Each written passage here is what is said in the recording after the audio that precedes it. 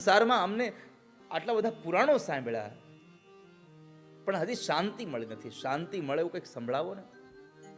અને શાંતિ મળે એના માટે મારે શું કરવું જોઈએ? તમે ભગવાન ભાગવતની કથા સાંભળો. શા માટે? તો કહે છે ભાગવત એ સૌથી શ્રેષ્ઠ ગ્રંથ, વેદોપનિષદામ સારાન જાતા ભાગવતી કથા.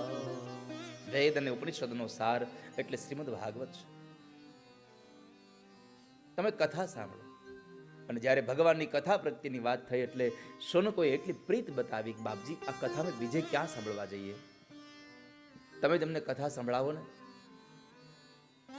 અમે ક્યાં જવાના હતા? તો એની પ્રીતને જોઈ અને સુત નામના મહાપુરાણીને ભાગવતની કથા કહેવા તૈયાર થયા. અને કથા કહેવા તૈયાર થયા ત્યારે એક વાક્ય બહુ સુંદર કીધું છે સુત નામના મહાપુરાણીએ કે શૌનકો સાંભળો, પણ કેમ? તદહમ તે વિધાસ્યામિ સાવધાનતયા શૃણુ. તદહમ તે વિધાસ્યામિ, તમે સાવધાન થઈને સાંભળો. અને કથામાં જ્યાં સુધી સાવધાનની સ્થિતિ નહીં આવે,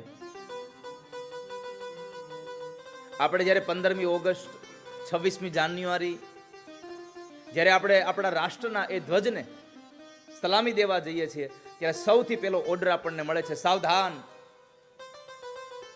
જેટલા લોકો સાવધાન થાય પછી બીજો એને ઓર્ડર મળે વિશ્રામ.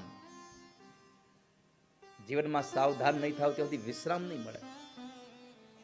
આ કથા તો સાવધાન થઈને સાંભળવાની છે. મારી કથામાં વયું ન જાય કાંઈ, મારી કથામાં મારાથી કશું છૂટી ન જાય.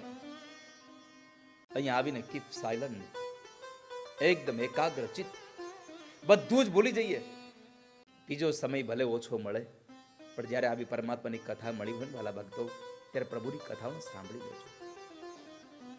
અને ભગવાનની કથા સાંભળશો તો ભગવાનમાં પ્રીત થશે અને પરમાત્મામાં પ્રીત થશે તો પછી વાલા ભક્તો તમારે બીજે ક્યાંય જવું નહીં પડે.